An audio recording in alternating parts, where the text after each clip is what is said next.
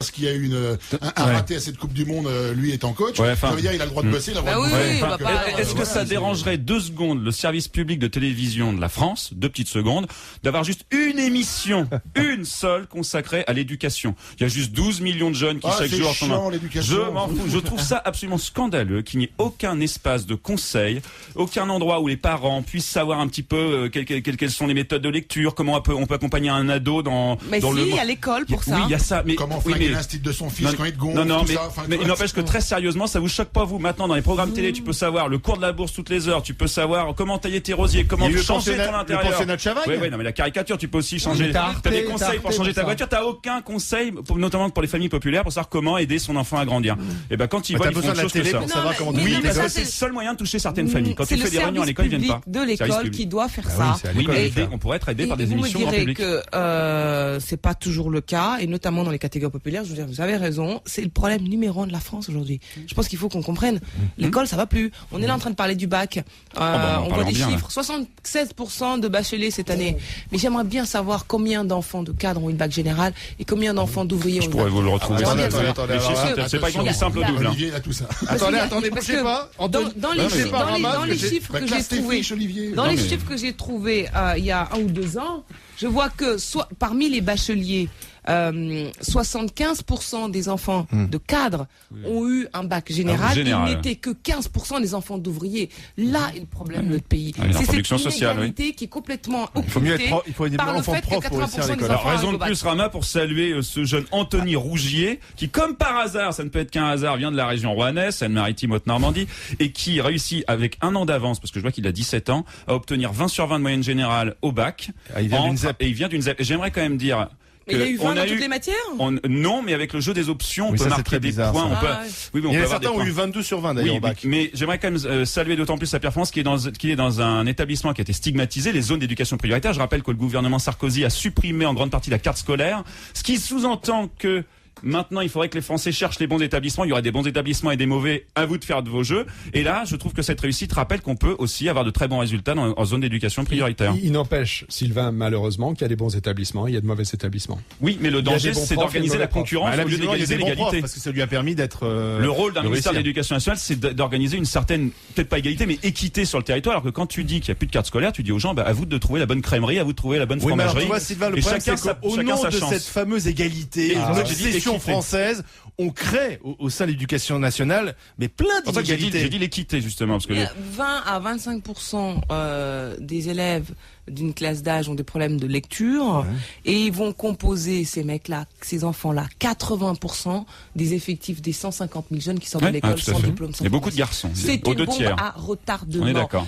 Les parents sont désemparés devant ce type de phénomène de décrochage social qui commence très très tôt et qui vous poursuit tout le reste de votre vie. Ça, c'est un des combats de Luc Ferry qui disait, et à mon avis très justement... Luc Ferry? Oui, Luc Ferry. Ok, c'est un nom que je peux plus prononcer pour toi, Rama. Mais Luc Ferry, parmi les choses de très grande valeur qu'il a dit, c'est qu'il fallait que dès le primaire, on sache lire et écrire, et qu'il fallait dédoubler les classes pour que en CM2 on ne sorte pas. Puisqu'il était ministre de l'Éducation. Non, le problème de Luc Ferry, c'est qu'il est resté 1 an et demi, je crois, à son poste, et que les ministres de l'Éducation changent tous les 2 ans, voire un petit peu plus en moyenne. Donc, ils prennent en charge le programme mis en place par le précédent, ils mettent le leur et ils ne l'appliquent même pas. Là, on parle d'un projet titanesque national, une urgence nationale.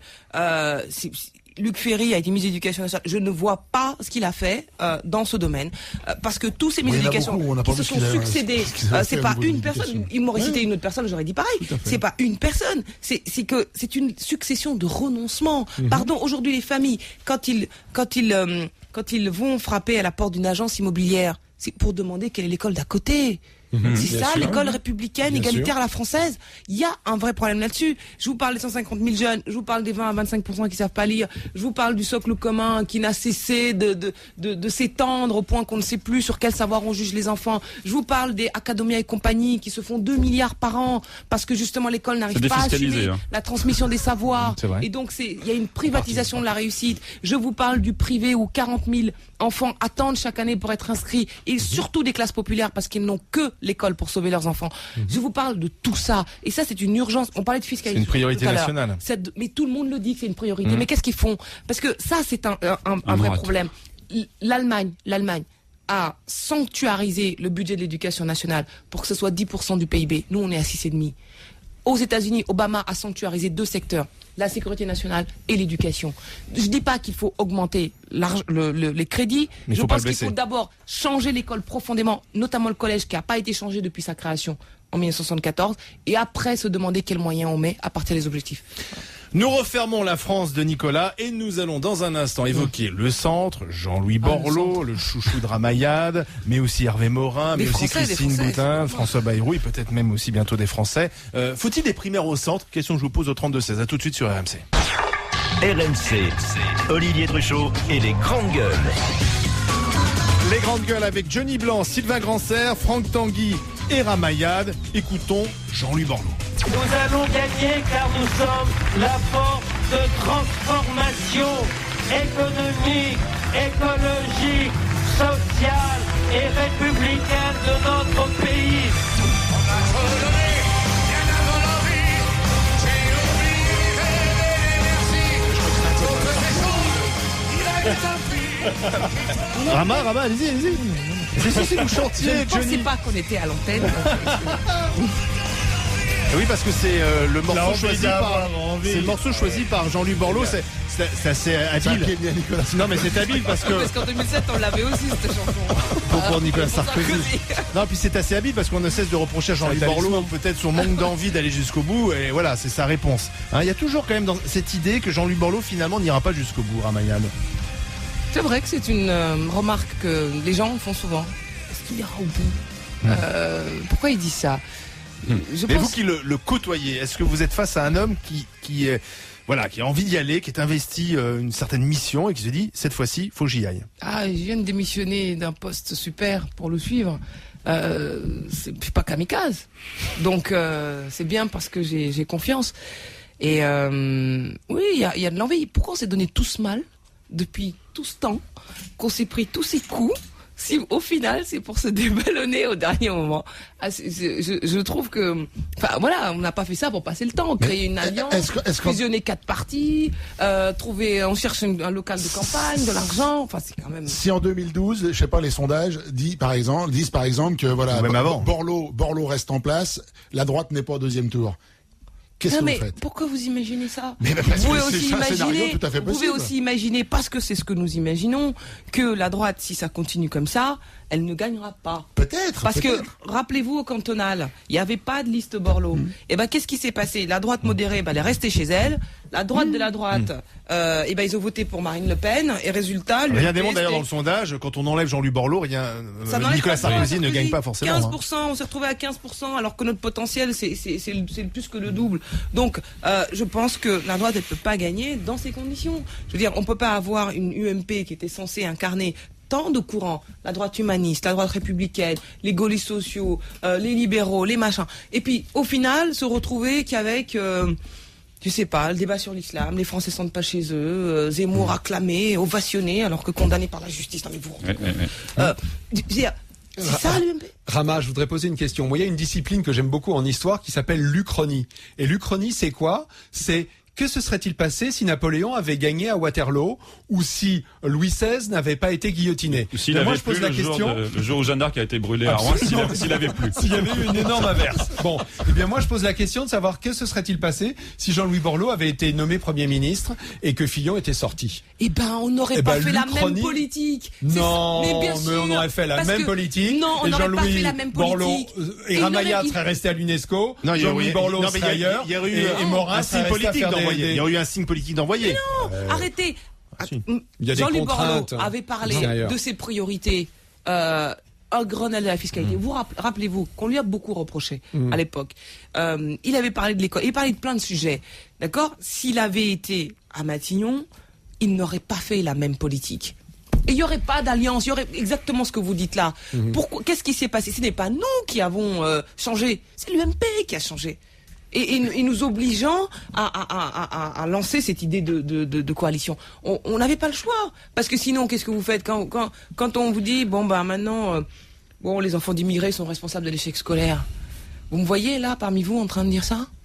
Alors que toute ma vie, c'était l'excellence qu'on m'a appris. Ramayad, vous voyez en train de vous dire, je comprends bien, mais politiquement, si on analyse... Les Français ne se sentent pas chez eux. Vous voyez dire ça ? Mais si on analyse aujourd'hui l'électorat de droite, celui qui a porté au pouvoir Nicolas Sarkozy en 2007, une partie de cet électorat est quand même plus séduit par Marine Le Pen aujourd'hui que par Jean-Louis Borloo. C'est-à-dire que le curseur c'est plus déplacé à droite que vers le centre.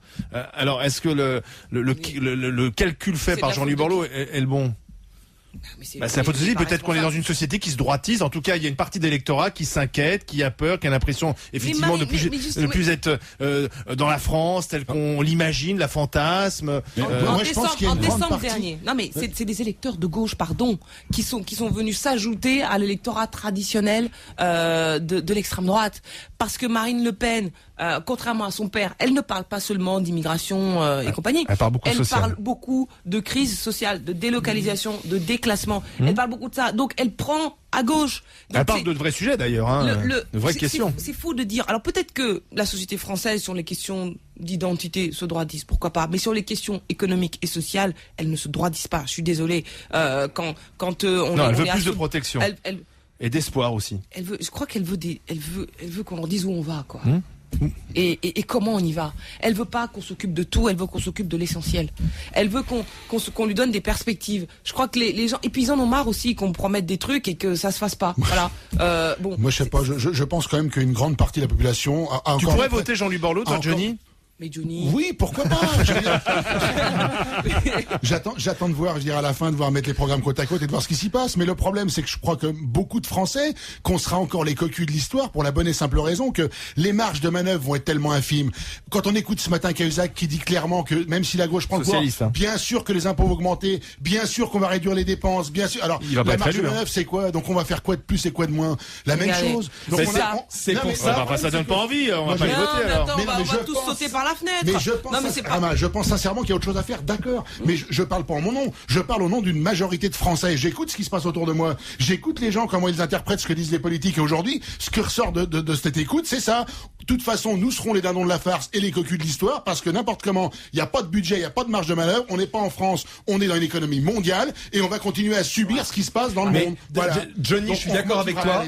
Moi, j'ai envie de vous dire, les Chinois, les Indiens et Bruxelles sont pas responsables de tous nos malheurs. Parce qu'il y a des choses, l'école, les inégalités scolaires. En quoi c'est la faute des Chinois? Oui, mais il n'y a pas. La question de la fiscalité. Non, mais l'école, d'accord, c'est un gros problème. Mais c'est pas ce qui traduit. C'est pas ce qui traduit la situation économique de la France aujourd'hui. Il faut pas rêver, faut pas raconter. Mais non, mais il y a aussi la fiscalité. En quelque sorte, la formation. Pour que les jeunes trouvent. Je suis d'accord avec toi. Aujourd'hui, vu le nombre de chômeurs qu'il y a en France, on va pas solutionner le problème de l'emploi parce qu'on aura une formation. Faut pas rêver. Mais bien sûr que si. On va régler beaucoup de problèmes. La fiscalité, pareil. La fiscalité, c'est pas les Indiens qui vont nous imposer notre système fiscal. Moi, je pense qu'on a toujours le droit de rêver. Ce que je vois, par contre, c'est qu'en fin de compte, on a une façon de gérer l'Europe aujourd'hui financièrement qui n'est pas la même que dans le reste du monde. Les Chinois font quoi? Les Chinois sous-évaluent leur monnaie de je ne sais combien pour pouvoir arriver à se développer. Les pays qui sont dans l'Europe aujourd'hui qui plongent le plus sont des pays où leur économie est stabilisée par un taux de change qui n'existe plus. Aujourd'hui, l'Amérique fait quoi? Les États-Unis font que quand il y a un produit qui les emmerde, ils le surtaxent. Nous, les Européens, on a toujours des scrupules à faire tout. On dit non, on n'a pas le droit. Et on se fait bouffer de tous les côtés. Voilà l'état d'esprit des gens aujourd'hui autour de nous. En 2005, c'est pas très radical valoisien, mais en 2005, moi j'ai voté non à la Constitution, le traité là, constitutionnel, pour ça. Parce que je trouve scandaleux que depuis 10 ans, l'Europe est le continent où le taux de croissance est le plus faible du monde entier. Parce que il y a toujours d'ailleurs une Europe bureaucratique et pas une Europe qui n'est pas assez politique, qui parle pas d'une seule voix, qui prend pas des décisions fondées sur l'intérêt européen. Parce que nous grandirons, nous avancerons uniquement à cette condition. Mais je crois aussi que on n'est pas là maintenant. On est passé à un autre cycle. On est à la fin d'un cycle politique. Il y a un nouveau qui s'ouvre. Ça fait 20 ans qu'on a les mêmes problèmes. Aujourd'hui, je crois que l'enjeu c'est pas de tout faire. Ou d'aller dire aux gens, on vous promet qu'on va régler tous vos problèmes. C'est de dire, on va prendre 2, 3, 4 sujets essentiels pour les 20 ans qui viennent. Et on va tous mettre notre énergie là-dedans. Parce que ce qui se joue, c'est un cycle politique, économique et au fond national. Voilà. Moi, c'est en ça que je crois. Et si on le fait pas maintenant, je m'attends au pire. Alors, Jean-Louis Borloo, est-ce la bonne solution? Faut-il des primaires au centre? On n'a pas encore entendu Sylvain Grandserre et Franck Tanguy. À tout de suite dans les grandes gueules. RMC, Olivier Truchot et les grandes gueules. Les grandes gueules avec Ramayad aujourd'hui, Johnny Blanc, Franck Tanguy, Sylvain Grandserre.